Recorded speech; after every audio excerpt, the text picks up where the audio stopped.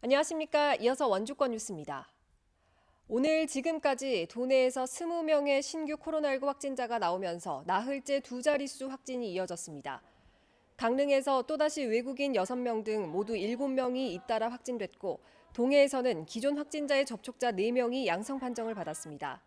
이 밖에도 태백에서 4명, 삼척 2명, 춘천과 속초, 홍천 각각 1명씩 모두 20명이 늘었습니다. 어제는 강릉에서 9명, 동해 3명, 태백과 삼척 각각 2명, 평창 1명 등 17명이 확진됐습니다.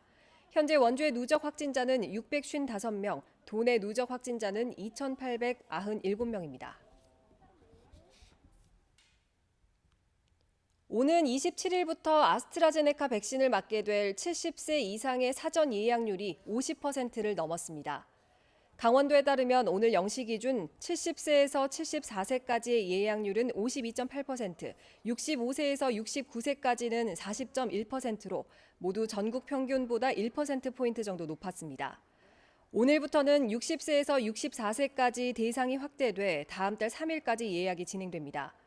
내일부터는 지난 2월 첫 접종을 받은 도내 65세 미만 요양병원 요양시설 종사자와 입원, 입소자 등 16,000명에 대한 2차 접종이 진행됩니다.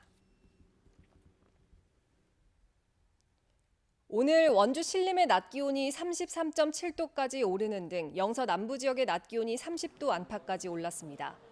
강한 햇볕과 함께 오늘 낮 최고 기온은 원주가 29.3도, 횡성과 영월이 30.5도, 평창이 30.1도로 대부분 지역의 기온이 30도를 웃도는 무더운 여름 날씨를 보였습니다.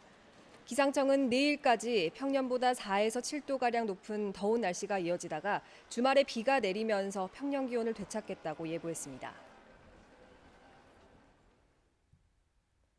어제 오후 5시 반쯤 원주시 불온면 흥오리에서 80대 남성이 경운기에 깔려 숨졌습니다. 도로에서 경운기를 몰던 남성이 경운기와 함께 논으로 굴러떨어지면서 경운기에 깔렸고 행인의 신고를 받고 출동한 구급대가 병원으로 옮겼지만 끝내 숨졌습니다. 경찰은 경운기 운전 미숙으로 보고 사고가 발생한 것으로 보고 정확한 사고 원인을 조사하고 있습니다. 오는 15일 스승의 날을 앞두고 원주 치악중학교 이동준 교사가 대통령 표창을 받습니다.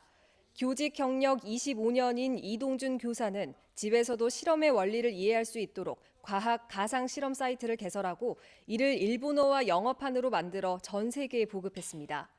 개발된 홈페이지는 코로나19 상황에서 국내외 원격 수업용 자료로 사용됐습니다.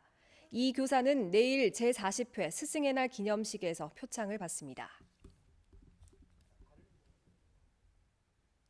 원주시가 평직원들과 시장이 직접 소통하고 고충사항을 개선하기 위한 2분기 직원소통위원회를 열었습니다. 오늘 위원회에서는 부서의 점심 식사를 막내 직원이 조율하는 이른바 밥총무 제도를 폐지해야 한다는 안건을 비롯해 모두 5건이 상정됐습니다. 밥총무 안건과 관련해 위원들은 막내 직원이 식사 메뉴를 조율하느라 오전에 1시간 이상을 허비한다며 자율적인 점심 문화로 변해야 한다고 건의했습니다. 동해안 신가평 송전선로 설치 백지화를 촉구하는 집회가 오늘 영월군청 앞에서 열렸습니다. 강원도 송전탑 반대 대책위는 송전선로 사업이 영월 등 강원도 자연환경을 훼손하고 주민 생존권까지 위협한다며 사업 중단을 촉구했습니다. 온실가스 감축에 전 세계가 동참하는데 오히려 삼척에 화력발전소를 짓고 생산 전기를 이동시킬 송전선로 사업은 시대 흐름에도 역행한다고 덧붙였습니다. 대책위는 송전선로 반대 도보 순례를 진행하고 평창과 횡성 등을 거쳐 청와대까지 행진할 계획입니다. 지역 유지에게 경찰 내부 동향을 전달하고 금품을 받은 의혹을 받고 있는 영월경찰서 A 경감이 타 지역으로 전출됐습니다. 강원경찰청은 감찰 조사를 통해 A 경감과 관련된 의혹 중 일부를 사실 확인하고 어제 삼척경찰서로 전출했다고 밝혔습니다. 경찰은 이달 안으로 A 경감을 징계위원회에 회부할 방침입니다. 뉴스를 마칩니다. 고맙습니다.